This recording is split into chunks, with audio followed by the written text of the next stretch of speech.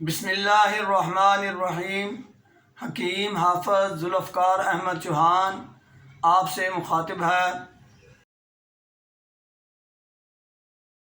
گزشتہ گفتگو کو جاری رکھتے ہوئے آج ہم قبض کے بارے میں ہی مزید گفتگو کریں گے۔ قبض کی 3 صورتحال ہم نے آپ کے سامنے پیش کر دی تھی پچھلی ویڈیو میں۔ آج ہم ان کا بے ترتیب علاج پیش کریں گے۔ یہ علاج غذائی بھی ہوگا اور یہ علاج بالدوا بھی ہوگا۔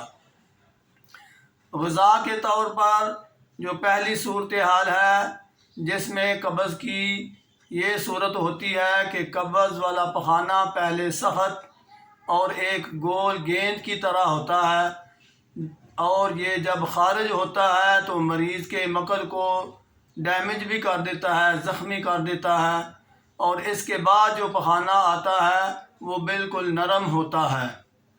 ایسی صورتحال میں غذا کے طور پر مریض کو جو کا دلیا دودھ میں پکا ہوا استعمال کرنا چاہیے، کھانا چاہیے، اور جو کے آٹے کی روٹی، جو کا آٹا ہے اس میں گڑ جو ہے وہ گوندتے ہوئے شامل کر لینا چاہیے۔ یہ روٹی پکا کر بھی مریض کھا سکتا ہے۔ اس کے علاوہ تربوز یہ کھانا بھی بہتر ہے، اور ابلے چاول دودھ اور شکر ڈال کر یہ بھی بہتر ہیں، یہ بھی کھائے جا سکتے ہیں اس صورتحال میں۔ اور کچا ناریل ایک پختہ ہوتا ہے، ایک کچا خام ناریل ہوتا ہے، وہ کھانے کے لیے بھی استعمال کریں۔ یہ غذائیں استعمال کرنے سے کافی بہتری آ جاتی ہے، اور دوسرا یہ کہ دوبارہ قبض ہونے کے چانسز بہت کم ہو جاتے ہیں ایسی صورتحال میں جو میں نے ذکر کی ہے۔ اس صورتحال میں اگر یہ غذا لی جائے تو قبض کا علاج کافی طور پر ہو جاتا ہے۔ اس کے علاوہ ہم دعا کے طور پر جو چیز استعمال کروانا چاہتے ہیں وہ گلاب کے پھول کی پتیاں، اصل جو گلاب ہے گلابی رنگ کا، جس کو آپ ایرانی بھی کہہ سکتے ہیں، ایرانی جو گلاب کی پتیاں ہیں وہ لیں اور ان کو خشک کریں۔ خشک کرنے کے بعد ان کو پیس لیں، کے پاس حاصل ہو جائے تو وہ صبح، دوپہر اور شام، اور کم از کم صبح و شام 1 چمچہ دوائی کے طور پر آپ نیم گرم پانی کے ساتھ کھا لیں۔ یہ دوائی استعمال کرنے سے آپ محسوس کریں گے کہ بہت ہی جلد اس مرض سے چھٹکارا حاصل ہو گیا ہے۔ معمولی چیز ہے، ہر جگہ، ہر پنسار کی عام دکان سے بھی مل جاتی ہے، اور اگر کسی کے گھر میں یا قریبی یہ پھولوں کا پودا اویلیبل ہے تو آپ وہ پتیاں اکھاڑ سکتے ہیں، وہ پتیاں اس گلاب سے حاصل کر لیں، اور آپ ان کو ویسے بھی نگل لیں بغیر خشک کرنے کے، تو بھی یہ اسی طرح کام کرے گی دعا۔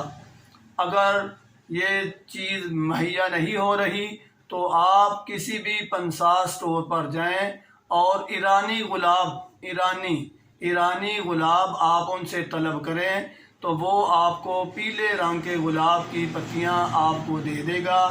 آپ نے اس کا پاؤڈر بنا لینا ہے، اور وہ پاؤڈر آپ ہاف چمچ آپ نے صبح کھانا ہے اور ہاف ہی چمچ آپ شام کو کھائیں گے، اور اس کے ساتھ ہلکا نیم گرم پانی ضرور استعمال کرنا ہے۔ پانی کے متعلق میں پہلے ہی عرض کر چکا ہوں، جو بندہ اپنے آپ کو صحت مند رکھنا چاہتا ہے وہ پانی نیم گرم استعمال کرے۔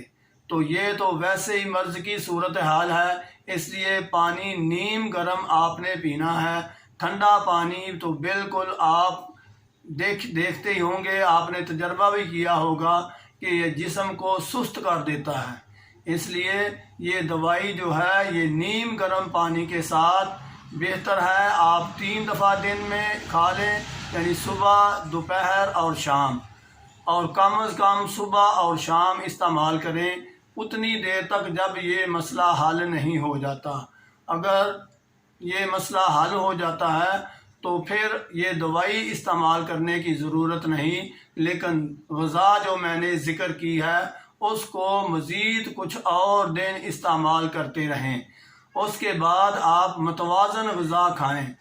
ایک جیسی ہی غذا کھانے سے زیادہ تر مرض جنم لیتے ہیں، اس لیے گزارش ہے کہ جب بھی آپ صحت کی حالت میں ہوں یا کوئی آپ کو یا کسی مریض کو کوئی مسئلہ لاحق ہو جائے، وہ جو غذا ہے وہ متوازن استعمال کرے، یا کسی معالج سے مشورہ کرنے کے بعد یہ فیصلہ کرے کہ اس صورتحال میں مجھے کون سی غذا استعمال کرنا ہے۔